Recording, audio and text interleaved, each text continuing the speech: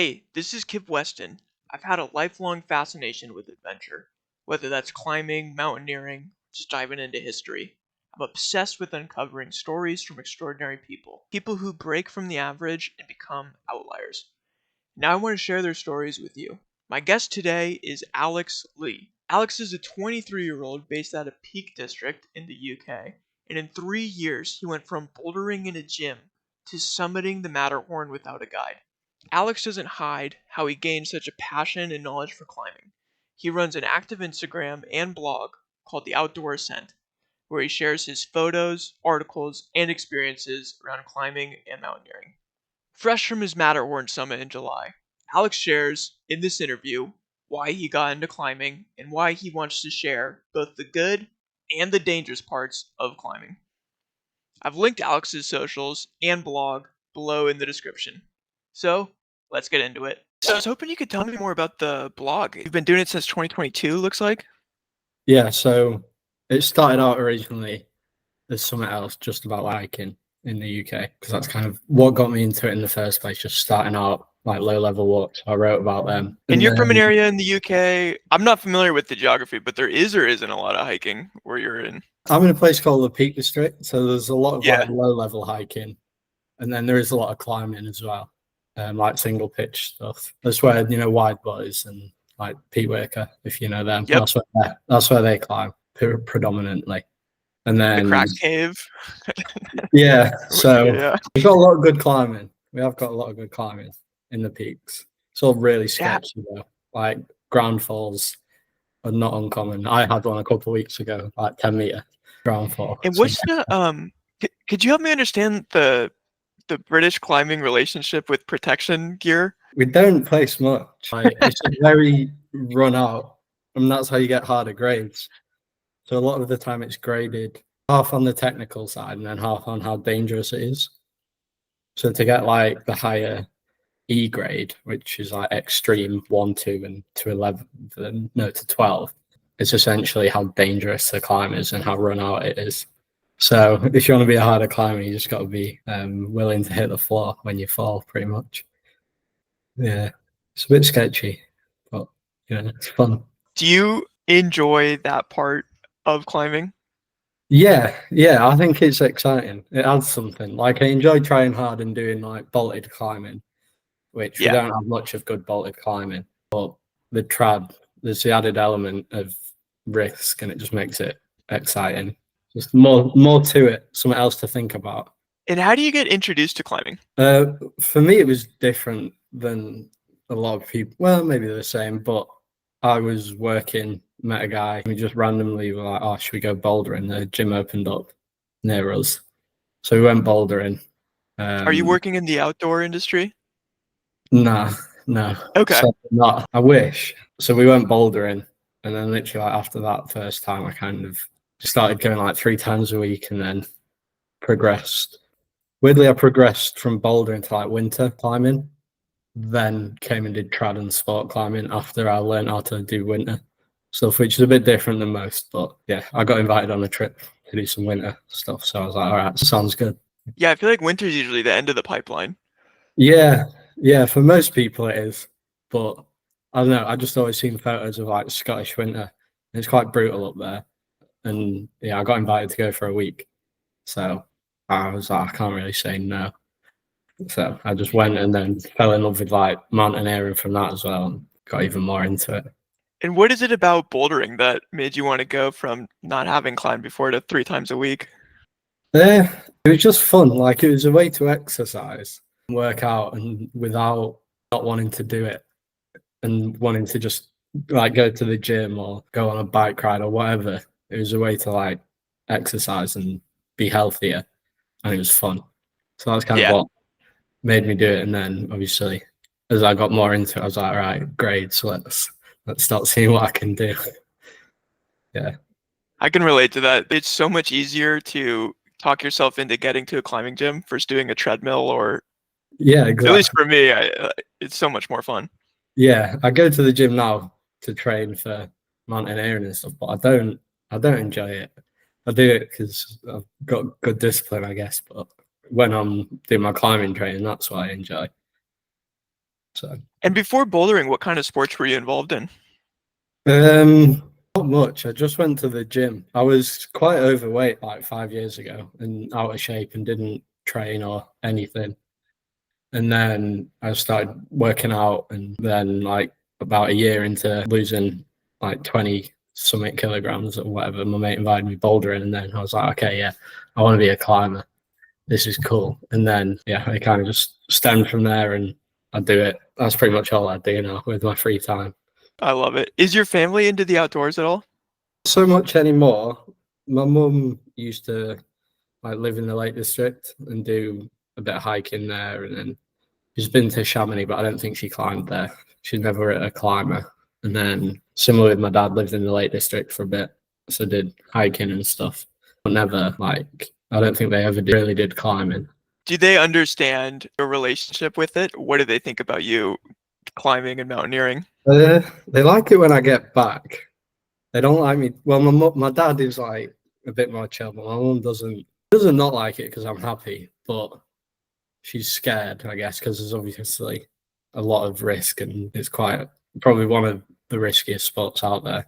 Obviously, there's base jumping, but other than really crazy sports, it's probably one of the riskiest sports you can do. So my mum's not doesn't like it when I leave necessarily because she's more scared than anything. But when I get back, I'll send her a photo when I'm at the bottom of a climb or whatever. She's like, okay, and it's like, oh yeah, that's awesome, that's really cool, or whatever. Yeah. How did you make the jump from going from an indoor gym to outdoors? I literally so there's a crag where I was living at the time about half an hour away.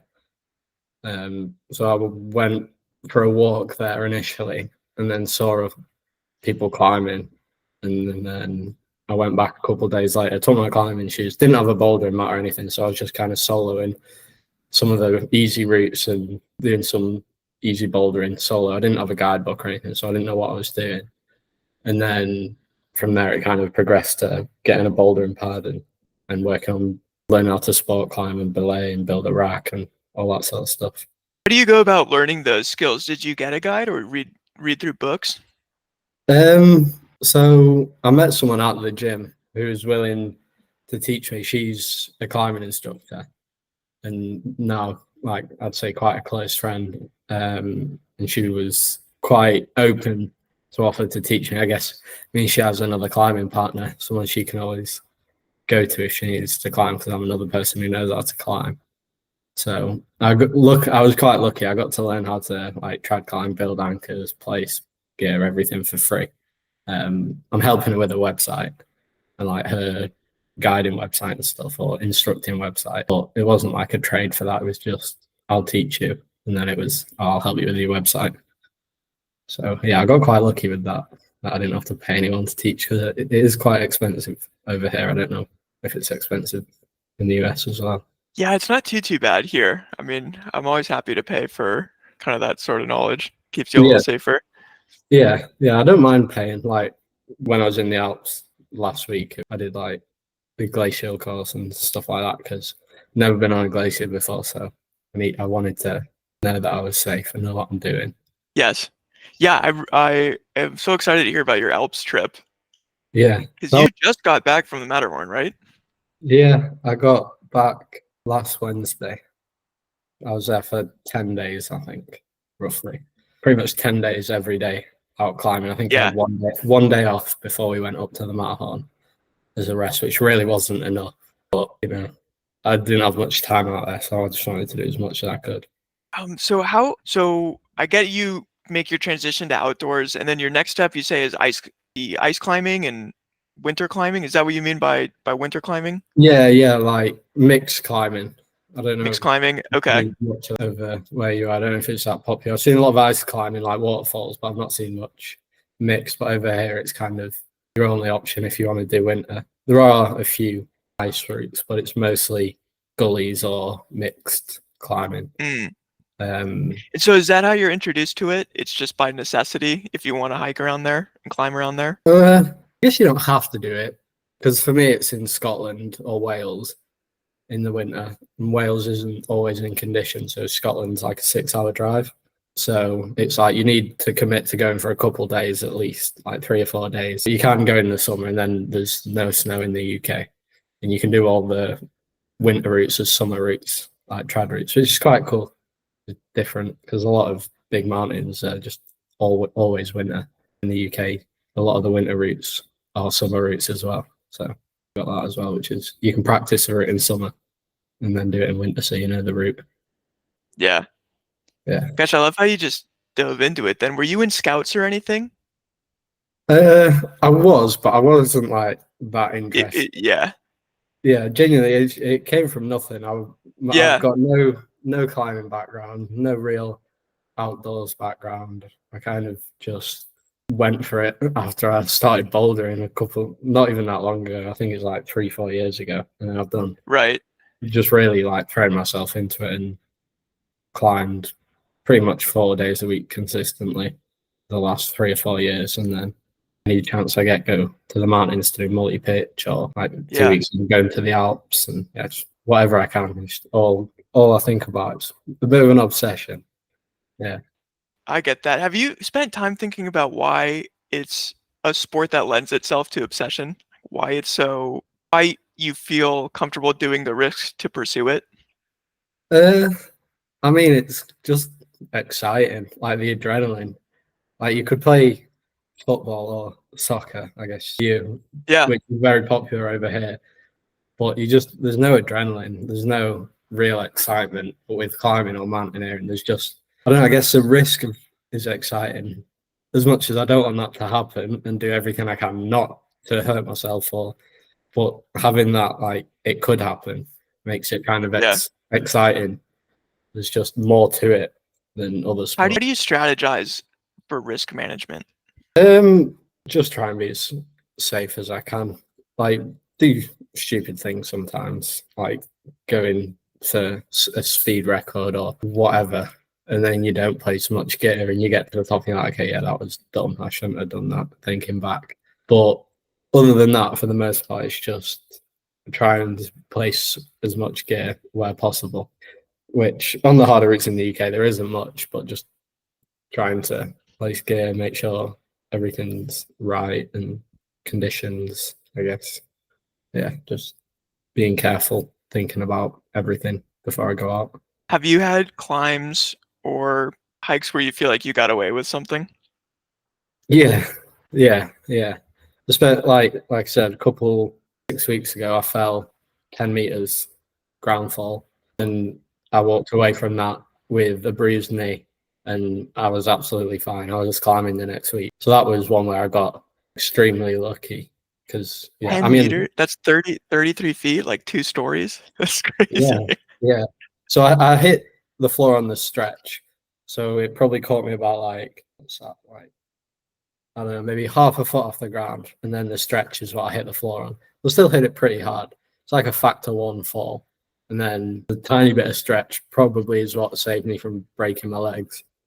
And the fact my belayer weighed 30 kilograms more than me, so he just stood there and didn't move at all, which probably helped if there was someone a lot smaller belaying. I'd have probably hit the floor a lot harder.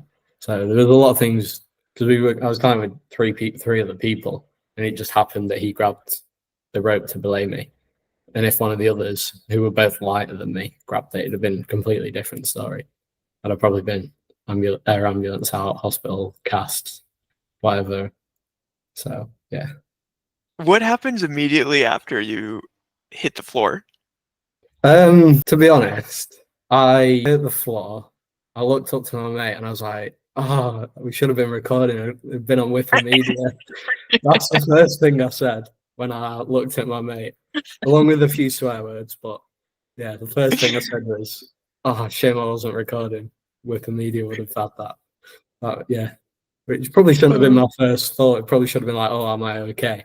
But no, literally, like the second I stopped moving after falling because I bounced a little bit. That's what I said to my mate, and it was just like, yeah. And I lay I on the love floor that. for a bit. Yeah, that Yeah. kind of brings me to my next series of questions where I really like how your blog doesn't gatekeep any of your climbing knowledge No, or I just experiences. say everything. I feel like it's best to be open. Like Yeah, something goes wrong, like on the Matterhorn where I almost got killed, which I'm sure we can get into in a minute. Like, Yeah, there's no point hiding that because it doesn't give the full story of what happens when you're climbing or mountaineering. Whereas if I'm honest, with near-death experience, people who read it might think, okay, yeah, it can happen. It's not just something you read about or hear on TV. It happens. He's been close a few times, and I think every mountaineer has to have stories where they've been close and they got lucky. I don't think any of them wouldn't have a story about getting lucky. So what's the point in not doing a sport that you think looks fun or cool because you might hurt yourself? If you're safe yeah, with climbing, then chances are you won't die. It happens, but most people who do it are the people who like free soloing or trying to do really crazy stuff like Mark Andre, who was yeah, insane, but he was pushing it so far. And that's kind of where it ends up if you push it too far, I guess. But right. you can be completely safe and yeah, you might hurt yourself a bit, but at least you'll 9 times out of 10, most people will be coming hurt. Is there satisfaction for you in taking an inherently dangerous hobby and making it safe or as safe as you can? Yeah, I guess I've not really thought about it like that, but I don't think this sport is worth dying or getting seriously injured over. So Yeah, if I can be safe and place an extra piece of gear, or like say if I'm going to a crux and I place 2 pieces of gear instead of one, yeah, the one piece would hold, but it's just you never know. Pieces fall out, like lift up and fall out, whatever. Um, so I'll just try and just make it. I want to go home, so just where possible, I got to make it safe to do that. yeah, yeah. I want to get back to the blog. Could you tell me about how was this your first blog? Have you always been interested in sharing your thoughts online? Yeah, well, I've had the other one that was just about hiking that then turned into Yeah, this one. But yeah, this is like my only personal blog, I guess. I work in digital marketing, so I do a lot of blog writing and stuff, or have done a lot of blog writing for other websites as well. But this is the only one I've got, or the only one I plan to have for now. Who knows in the future? But for now, this is all I've got and all I've had. how do you structure putting time into the blog versus training for things that you would write about in the blog? Uh, I don't find it that much of a challenge to structure it well. I try and block about an hour a day Yeah, to work on it, whether it be writing, SEO, or whatever, just on the website or something. So I'll do half an hour in the morning at least. Sometimes more, it's just at least an hour. Like before work, I'll go to work early and then yep, do 30, 40 minutes before I start. I'll come home and do the same, and then I'll train. Or I'll train and then I'll do that before I go to bed, something just to make sure I can be as consistent as I can and get blogs out. Sometimes I can't focus on it as much, so because I'm training. Like before I went to the Alps, I had to stop doing a few things just so I could focus on training. Like I stopped playing ice hockey, so I stopped the blog for a bit, just so I could focus on training. But otherwise, it is like at least an hour to 2 hours a day, I guess. yeah. Yeah. Do you do a lot of reading too? I read a lot of articles. Yes, Yeah, I don't read and a lot of guidebooks. I like looking through guidebooks to find routes instead of just on.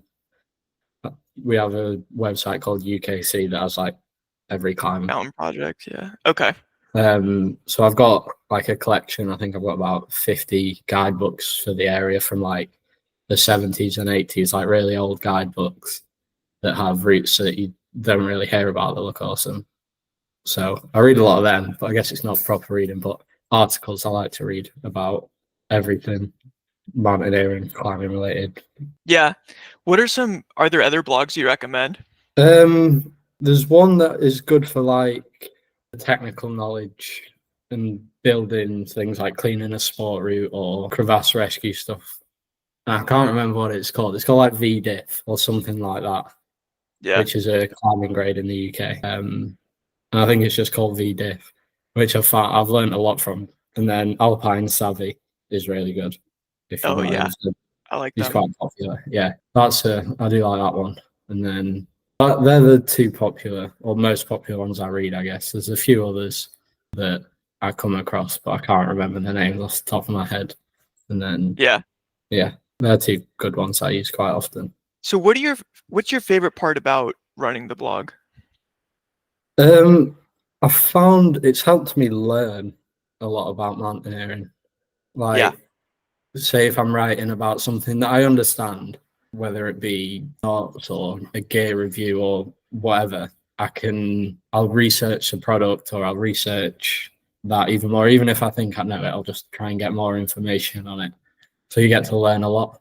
So that's like my favorite part about it. And then I just enjoy it. I can also look over my experiences and have it written down. So like the Matterhorn, if I ever do it again, which I've been asked since doing it by a couple of people, if I'd take them up it. I've got all that there so I can kind of remember what I did or remember how it went and look back at it. So that's kind of what I enjoy about it, the fact it's there, not just a Yeah. memory. Yeah. And like old man Alex will be able to look Yeah. at it. Yeah. Or my kids if I ever have them. So Alex Jr.'s. Yeah, exactly. Just something there to look back on everything I've done. And a lot I can learn a lot from Ryan about it, anything else as well. Yeah. Yeah. England's cool. I was jealous as a kid growing up in America. I feel like England has a rich history of explorers and mountaineers and adventurers that Yeah. wasn't really found so much in the US. I mean, I Yeah. guess we have like cowboy Wild West stuff, but you guys really have like Shackleton and all these cool Age of Discovery characters. Were these people influences on you growing up? I mean, I thought they were cool doing a bit like history in school, but because I Yeah, wasn't a climber then, I wasn't necessarily like, oh, I want to do this. But I found like even like Edward Whymper, British, we've got so many like amazing yeah, summits or unclimbable things have been climbed by British climbers yeah. that first as well, like first ascents, first. Potentially Everest. Who Yeah, knows? potentially. Yeah, that's another story. I could go into that a lot. I've watched and read a lot about that, and who knows? But yeah, so we've had, I don't know, some of the best mountaineers and climbers have come from Yeah, the UK. Not being biased, but like you can't really argue it too much because a lot of them are or yeah, were British, and we've still got some good ones. But compared to like the golden age of alpinism, I guess a lot of the harder stuff was done by British mountaineers, which is pretty cool to look yeah. back and yeah. No, I just remember growing up being jealous of knights and explorers. Like, why don't we? It's like in my head, that's all British kids learn about growing up. We have had a lot of kings and queens. We learn about that as well. Yeah, they're all named like Henry and Yeah, pretty John. much. Yeah, there's about something like that. Yeah, Yeah, but we've got a lot of explorers and adventurers who've done some insane stuff, especially with the gear they had back then as well. Like when you go into museums based on like the old climbers or whatever, and you see what they were using, like the hemp rope and stuff, and you're like, I would not use that ever. And it's just crazy to know what they did with the technology they had. And it was the best yeah, that they could get at the time, but compared to now, it's like I wouldn't hold a fall at all. They yep, just snap like hemp rope just snaps. But yeah, they still did it. Stuff that I'm still too scared to do or not strong enough to do today. And they just did it with a rope that's going to snap if they fall, which is ridiculous. It's impressive. So could you tell me about how the Matterhorn got on your radar? Yeah, it was kind of one of the mountains that like made me want to become a mountaineer because like I was enjoying it and stuff, and then I saw a photo of that, and it used to be the logo of a really nice bar of chocolate as well, Toblerone. I don't know if you have it in the US. Yep. Yeah. It's not the logo anymore. You could do a video on that, but it's just like it's an iconic mountain. I think everyone knows it. It's possibly one of the most famous mountains in the world. So I saw it and I was like, damn, I want to climb that one day. Ideally before I'm 30. I'm not 30. And I was just like, yeah, all right, I'm gonna figure out how to do it. Whether I have to pay a guide, I didn't want to pay a guide, but I'm gonna figure out a way to do that and do it. And then yeah, so that's kind of all my training and climbing has been aimed at wanting to climb the Matterhorn, pretty much. and that was done. How vocal are you about that goal once you have it? Tell your friends and family. Yeah, I told like anyone who asked about Mountaineer and like, oh, is there anything you'd want to climb? Or when I first got into it, telling my girlfriend at the time, like, oh, it's a dream. One day I'm going to climb the Matterhorn. I don't know when, but I'm going to do it.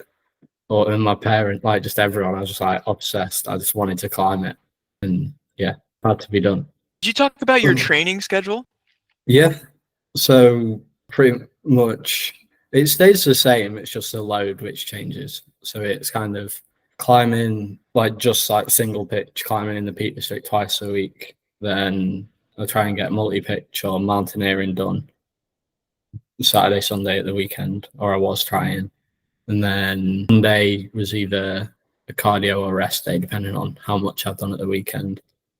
Wednesday was cardio and strength training. Then Friday was cardio and strength training. So I was pretty much doing something every day. So Yeah. training 6 days, most weeks 7, unless I was like feeling it. And then I'd take the Monday as a rest just to get back and then go climbing on Tuesday. And what is cardio for you? Trail running or cycling, because I find trail running is probably the best because it's not the same environment, but it is a lot of up and downs, and so I find it's kind of the best one. And then cycling's all in the legs, so that's also quite beneficial, I found. So I just stick to them too, and it's worked. I kind of enjoy them both. Like road running, I don't really enjoy, but trail running is quite fun, or it is for me anyway. Do you do anything with the backpack, rucking, or Stairmaster, stuff like that? I did the odd Stairmaster with like I'd take my bag, mountaineering bag to the gym. I look like an idiot. I was getting looks with like my rope on it and stuff and a rack in it just to try and replicate roughly, because it's not just about the weight, because it's about how the weight's dispersed in your bag and stuff. So I could have just put water bottles in it, but it'd have felt different. So I was like, all right, I'll use what I'd take when I'm mountaineering. So I did do a bit of Stairmaster, and then multi pitches at the weekend in the mountains are often not mega approaches, but say up to 10 kilometers approach. So it's long enough with rack and rope, and then climbing, and then coming out again. So that's like 20k plus a climb. So I got quite a lot of distance, I guess, covered. Yeah. And having now completed your goal, did you feel that was a pretty good training plan, or are there things you would adjust? Yeah, I think it was pretty good. I was a bit fatigued going into it because I'd done like 8 days, 1 day rest. So I think that's why I struggled a little bit. Like in my blog, I mentioned towards the top, I was struggling along with altitude and stuff. So I think my cardio was pretty strong going into it, and that's not why I struggled. So I'm pretty happy with how the training plan went. I could have maybe done a bit more distance. Like my running was kind of topped out at like 15, maybe the other 18k run. Yeah. But maybe it'd have been nice to do like the odd 20, 25k run, just something a bit longer. But I don't think it really would have needed it. I don't think it made a massive difference. I think my fitness is a good level. Do you focus on nutrition a lot as well? I've gotten better at it in the last like 8 to 12 months, trying to prioritize protein and reduce the amount of sweets and chocolate and just rubbish that I'm eating. So I do now a lot more, and I found it has definitely helped. Like it's worth working on it because you just feel better for your training sessions if you're properly fueled, and you can do better and more. So yeah, I try and do the best I can with my nutrition. Yeah. Do you give me a macro view of your trip or for the Matterhorn? Like how long are you in the Alps? And do you do hikes before you get up to the Matterhorn to prep? Yeah. What's that whole series of trips look like? So for that specific trip, I did 7 days in Chamonix, and I was up at the Vallée Blanche, which is kind of the valley with everything in Chamonix. There every day, doing similar grades, ridges, some like a lot of famous routes like Aiguille d'Entraves, cosmic arret, stuff like that, trying to get exposure training in and altitude, like try and get acclimatized because you go into, what is it, 4,400.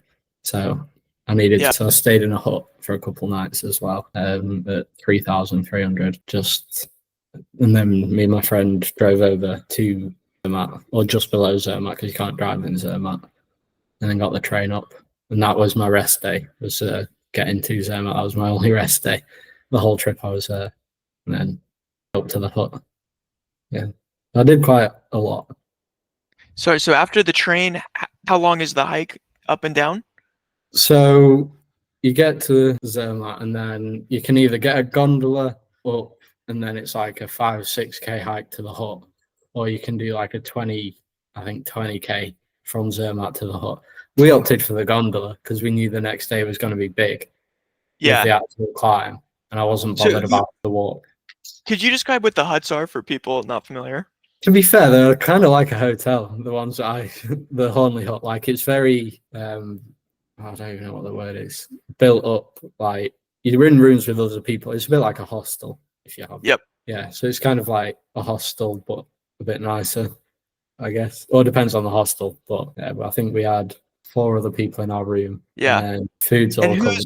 This is you and your climbing partner?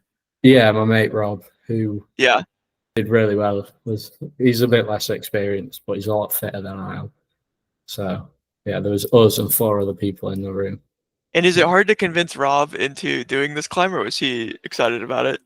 Surprisingly, it was quite easy. I thought it'd take a bit of convincing, or he'd just say no and I'd have to find someone else. But I don't know if I texted him or we were climbing, and he was mountain biking in the Alps already. He already had that booked. And I was like, do you want to try and climb the Matterhorn when we're both in the Alps at the same time? And he was just like, yeah, why not? Let's see what happens. And yeah, it was quite a short conversation, really. Like, it was just, should we do it? Yeah, go on then, let's see what happens. And then we spoke about it more after and made sure we were doing a bit of training for it. And yeah. I love it. Okay, so you're in Zermatt, you take the gondola, you're at the first refugio. Are they called refugios there? Or refugio. Something like that. I don't know. I don't speak French or Italian. Yeah. Yeah. You're in the hut. Yeah. And then what do the next days look like? So we were in the hut and then we did it the next day. We did have 2 days booked just in case. Yeah. So yeah, we went to bed. I tried to go to bed at about 8 p.m. Didn't work. I got a total of like 2 hours sleep. Up at 3 a.m. the next day. Breakfast at 3:30, and then they first start letting people out the hut at 3:50. So it's like a staggered start. So they let like local guides out at 3:50. A bit later they let other guides and then non-guided people. Most people are guided. I think there was maybe like 3 other teams other than us who didn't have a guide out of the, say, 60 teams that went up. There was 3 or 4 unguided. And we actually got out with the guides. We just stood there. The door was open and I just said, the door's open, let's just go. And we didn't get stopped. So we went out with the guide, which helped. So we got out about 4 a.m. and then about a 5-minute walk to the base of the climb from the hut. It's not far. You get a bit of a queue there. And then once you get past the queue, it's like pretty much non-stop to the summit. Non-stop climbing, non-stop hiking, mixed? It's more like a mixture of It's mostly scrambling. And then towards, I mean, you've probably seen many photos of it. Like the shoulder at the top. Yeah, so just before there, you've got the Moseley slabs, which more people usually pitch them. They're a bit more not hard. Like, surprisingly, technically, it's very easy. Like, the climbing's not hard at all. It's all fitness. But other than that, it's scrambling most of it, and then you've got them little bits that most people will pitch, which we didn't. I didn't place a single piece of gear on the whole route going up. Wow. Like, I placed a little bit coming down. So I led like a block at the start. My mate led a block. Then I led again.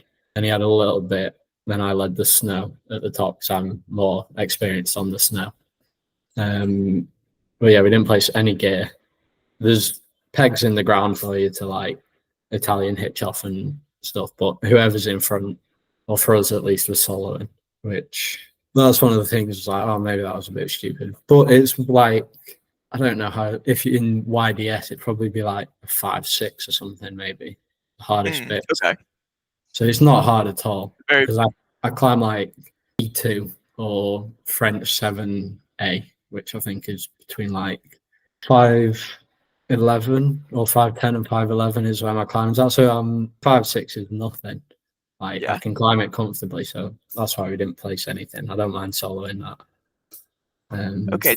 Tell me about coming down then, because that sounds much scarier. Yeah, it's a lot harder. Like it took us an hour longer to get down than it took us to get to the top. So the scariest bit is the snow because it's like extremely run out and there's no protection apart from the like rebar pegs every like 30 meters or so. My mate being less confident, this is probably not what you'd do. You'd normally go together with like a meter of rope in between, you say. But he was a bit nervous. So I lowered him down like the 30 meters to the next spike. He put an Italian hitch. And then I came down. So if I would have fallen at the top, I'm falling 60 meters. Wouldn't be now, but I was pretty confident I wasn't going to fall, but you never know. So that's kind of how we did the snow bit, which was pretty scary for me more than it. He was perfectly safe the whole time. If I fell, I wasn't able to arrest myself with my axe or whatever. I'm going to be getting chopped off. Like, I'd have survived, but it'd have hurt. And then after that, it wasn't too bad. I pretty much kind of did the harder part of the descending. I lowered him down any hard bits and then down climbed it myself. You can't abseil. We did 2 abseils on the whole 1,200 meter descent. Because it's not bolted, or there aren't. There's just nowhere to do it. Like it's just Yeah. quicker and easier to down climb. So we abseiled down the Moseley slab. That was quicker to do that than down climb, which isn't long at all. There's maybe like we had a 50 rope, which was way too much, but we didn't want to cut the rope. That was like maybe a 20-meter abseil. And then at the Soloway hut, we did another abseil, which was we did the full rope because we could just about do it, and that was 25 meters, and that was it for abseil. And the rest of it was down climbing or lowering my friend down, and then down climbing myself. So it was pretty sketchy. There was a few little snow bridges that you have to go across that were really slippy because it'd been sunny all day. And it's like if I slip here, like the exposure, I'm going quite far if my mate doesn't catch me. Like if I'm not on like the rope round a spike or round one of the metal rods or something, we're both gone. But the scariest part of the descent had to be we were like maybe an hour and a half away from the hut. And I heard a rock.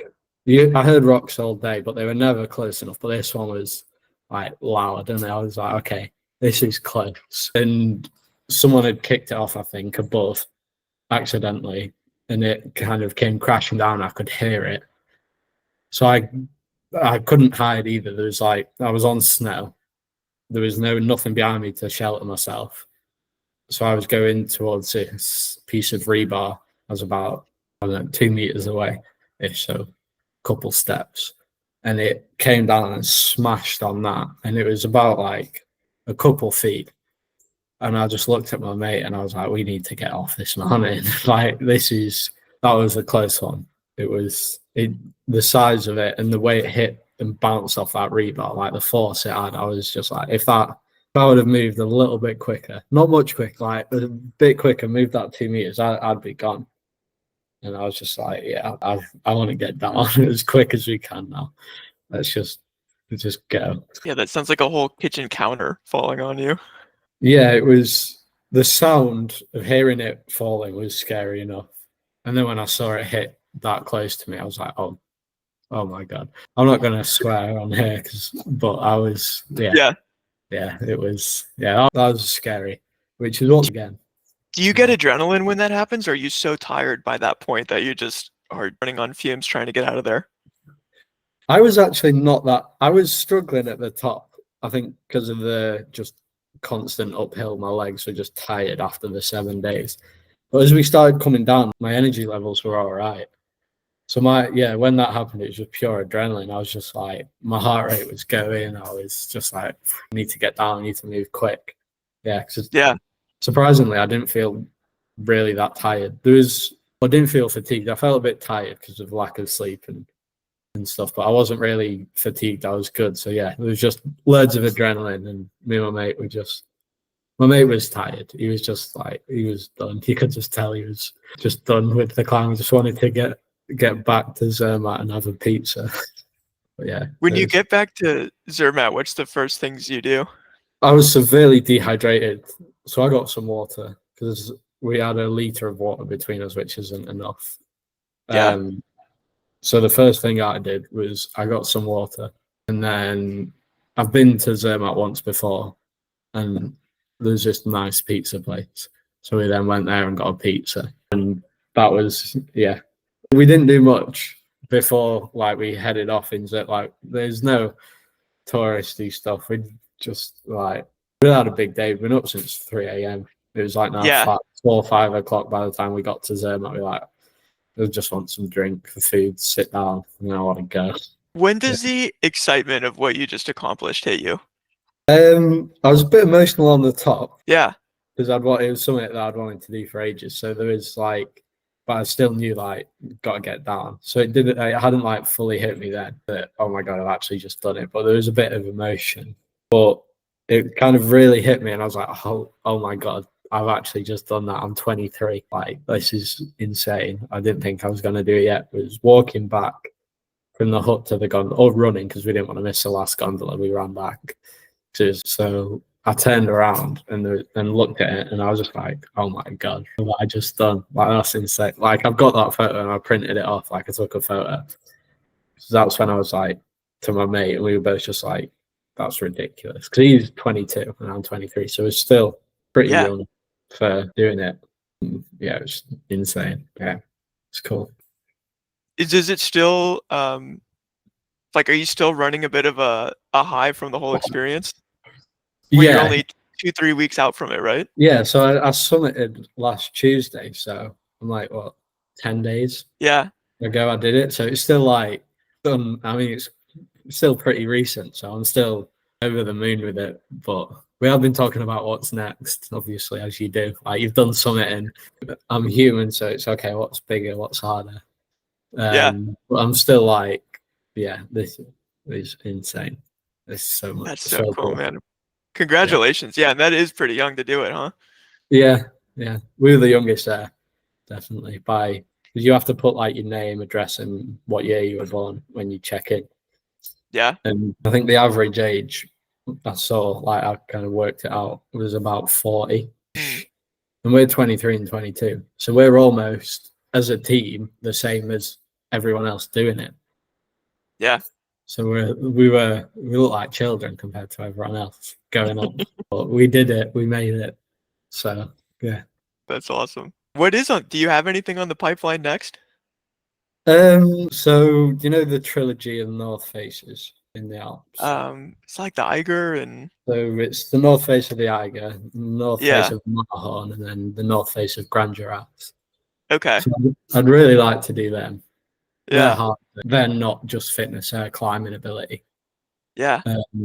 So they're three, but they'll probably be in a couple of years. But then, yeah, other than them three, maybe like it's called the Puture Integral, I think, which is the longest ridge in the Alps. I think it's like 4,500, and it summits on top of Mont Blanc.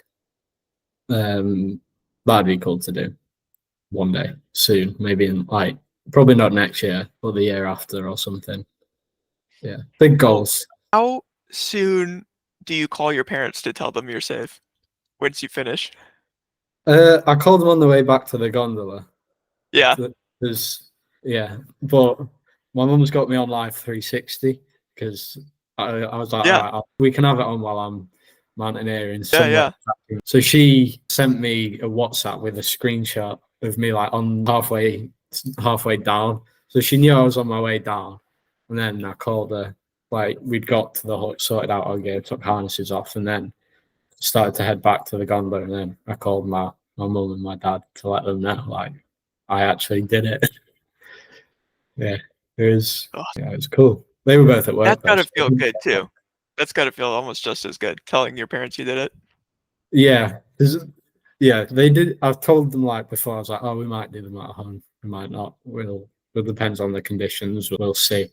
I didn't actually tell them that I was like actually going for it. Yeah. Well, until she saw me on Live 360 when she was checking to see if I was all right or climbing or whatever. So I Yep. did. So I don't think they knew that Tuesday I was actually going for it.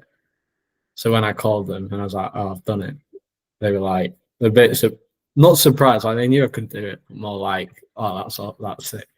And my dad Yep. loves Switzerland. Like ever since he was a kid, he's gone on holiday there. So for him, the most iconic mountain in Switzerland, and I've climbed it. He was quite like excited for me and himself. He was like his son is doing pretty cool Yeah. things. Yeah. So Totally. yeah, it That's was a so cool cool. conversation. Yeah, definitely. Um, okay, I have some speed round questions for you. Okay, least favorite climbing hold? Whole Sloper Flipper? Oh, yeah. TC or Gree? TC Oh, interesting. Scuba or skydive? skydive. I've Yeah, skydived this before. I love it. I'm curious of this one. Tea or coffee? Coffee. Oh, Yeah, coffee. curveball. Yeah, Are you not a tea drinker? I do drink tea. I like Earl Grey, Okay. but I I work was in gonna say I think specialty they'd coffee. take your passport if you don't, right? Yeah, yeah. I worked in specialty coffee for a bit, so I like good quality coffee. Cats or dogs? Dogs. Music playing in the outdoors, yes or no? You know, people will bring like speakers to the Oh, crag. no, no. I No. like to focus. Yeah. Yeah. Where can people find you? My Instagram's AlexLee01. Plug the blog too. The blog's theoutdoorascent.com. Those are my questions, man. That was super fun. Yeah, that was fun. I hope you enjoyed this conversation. Subscribe to this channel for future interviews and check out Alex's writings and photography based in the description below.